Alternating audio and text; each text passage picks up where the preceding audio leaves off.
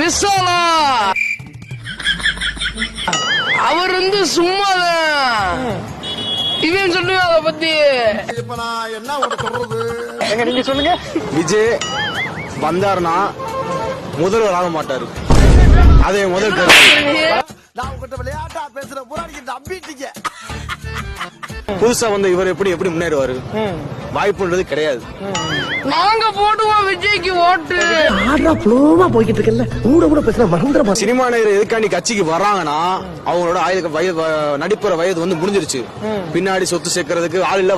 அப்ப ஏன் ரஜினி இன்னும் வரல? ரஜினி வந்துட்டாருடா பாபா கட்சி. பாபா கட்சி அரசியல்ல இருக்குடா.